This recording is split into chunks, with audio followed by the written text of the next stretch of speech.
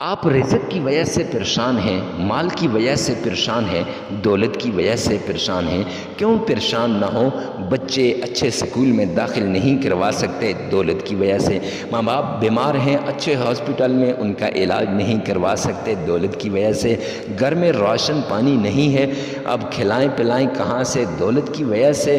تو اس دولت کی وجہ سے آپ کے سر میں درد رہتا ہے، آپ کے ڈپریشن کا شکار ہو گئے ہیں، ہر وقت آپ یہی سوچتے ہیں کہ کہاں سے لاؤں، کیسے لاؤں اور کیسے ان کو کھلاؤں، کہاں سے میں ان کی ضروریات پوری کروں۔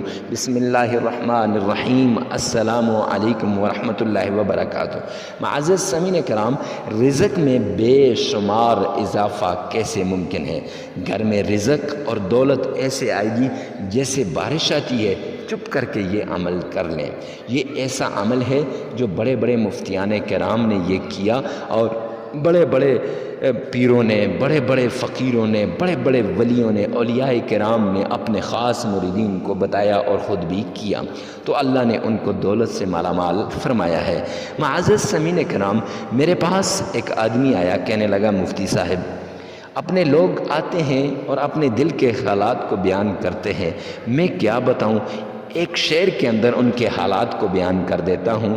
اگر خاموش رہتا ہوں کلیجہ منہ کو آتا ہے، اگر کچھ بولتا ہوں آسمان ٹوٹ کے زمین پہ آتا ہے، کہ اگر خاموش رہتا ہوں تو خاموش رہ نہیں سکتا۔ بچوں کا یہ ایسے بلبلانا، بچوں کا تڑپنا، ماں باپ کا تڑپنا اور اولاد کا تڑپنا، بیوی کا تڑپنا، اور معاشرے کے سامنے نہ جا سکنا، معاشرے کے سامنے آنکھیں نیچی ہونا، رشتہ داروں کا منہ موڑ لینا، بھائیوں کا منہ موڑ لینا، بہنوں کا منہ موڑ لینا، تو ان قریبی دوستوں کا منہ موڑ لینا جو ہر وقت میری محبت کے دعوے کیا کرتے تھے، دوستی کے بلند و بانگ دعوے کیا کرتے تھے۔ معزز سامعین کرام، تو اب کیسے میں بیان کروں؟ تو یہ ایسی باتیں ہیں کہ ایسے لوگ پھر دور ہو جاتے ہیں۔ تو اب اس نے کہا کہ حضرت میرے پاس مال و دولت نہیں ہے، میرے گھر میں فاقے ہیں، یہاں تک کہ بیوی بیمار ہوئی تھی اور ہاسپٹل میں داخل کروائی، اب ہاسپٹل میں اس کا آپریشن تھا، جو کچھ میرے پاس تھا وہ لگا دیا، حتیٰ کہ گھر بیچ کر اس پر لگا دیا۔ کچھ عرصہ گزرا تو بیٹی بیمار ہو گئی، اب بیٹی پر میرے پاس پیسے نہیں تھی، زمین تھی تھوڑی سی، وہ بیچ کر بیٹی پر لگا دی۔ اب کچھ عرصہ گزرا تو اب پیچھے میرے خود طبیعت خراب ہو گئی، کچھ بھی نہیں تھا، تو جو جاب تھی، نوکری تھی، وہ بھی مجھ سے چھوٹ گئی۔ اب گھر میں فاقے آ گئے ہیں، فاقوں تک کی نوبت آ گئی ہے، قرض دار جن کا قرضہ واپس کرنا ہے وہ دروازے پہ آتے ہیں، تو شرمندگی ہوتی ہے۔ حضرت کوئی ایسا وظیفہ رزق کا بتا دیں کہ جس سے اللہ رب العزت مجھے رزق عطا فرما دیں۔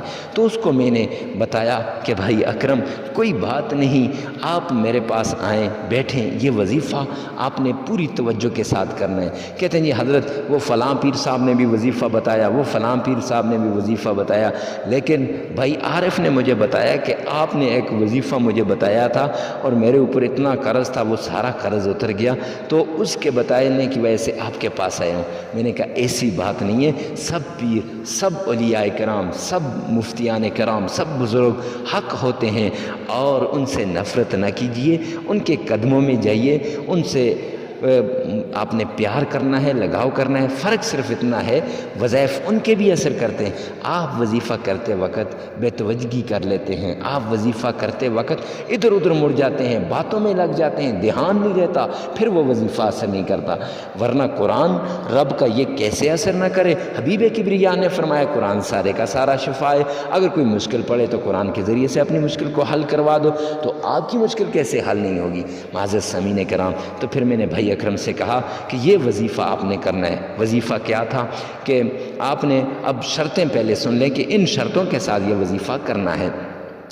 شرطیں یہ ہیں کہ آپ نے پوری توجہ کے ساتھ کرنا ہے، وظیفہ کرنے سے پہلے کسی کو بتانا نہیں، وظیفہ ایسی جگہ کرنا ہے جہاں تنہائی ہو، خلوت کے اندر ہو، دو چار آدمی گپ شپ کریں، وہاں آپ نے وظیفہ نہیں کرنا، کسی کے سامنے نہیں کرنا، اور لوگوں کو باتیں کر رہے ہوں تو ادھر آپ نے ان کے سامنے نہیں کرنا، اور پاک صاف ہو کر کرنا ہے، باوضو ہو کر کرنا ہے، پوری توجہ کے ساتھ کرنا ہے، پورے لگن کے ساتھ کرنا ہے، ایسے کہ اس کے بعد مجھے کسی وظیفے کی ضرورت نہیں ہے۔ تو تو معزز سامعین کرام اب وظیفہ یہ ہے کہ 3 مرتبہ تعوذ پڑھنا ہے۔ اعوذ باللہ من الشیطان الرجیم، 3 مرتبہ تعوذ پڑھنے کے بعد آپ نے پھر بسم اللہ پڑھنی ہے، بسم اللہ الرحمن الرحیم۔ 3 مرتبہ تعوذ آپ نے اسی ویڈیو میں سے سن لینا ہے، 3 مرتبہ بسم اللہ اسی ویڈیو میں سے سن لینی ہے، ایک ایک بار اپنی زبان سے ادا کرنی ہے۔ اس کے بعد معزز سامعین کرام آپ نے درود پاک پڑھنا، اللہم صلی علی محمد وعلی آل محمد، 3 مرتبہ اسی ویڈیو میں سے سن لینا ہے، ایک بار اپنی زبان سے ادا کرنا ہے۔ اس کے بعد آپ نے 1000 بار استغفار کرنا ہے، استغفر اللہ استغفر اللہ۔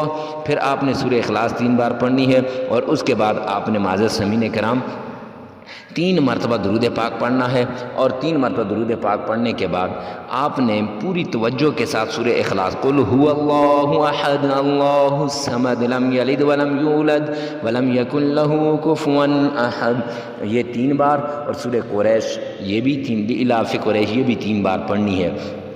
پھر آپ نے استغفار 33 مرتبہ کرنی ہے، استغفر اللہ، اور لگاتار 7 دن یہ عمل کرنا ہے، انشاءاللہ رزق کی برسات آپ کے گھر میں آئے گی۔ ثواب کی نیت سے ویڈیو کو شیئر کرنا نہ بھولئے۔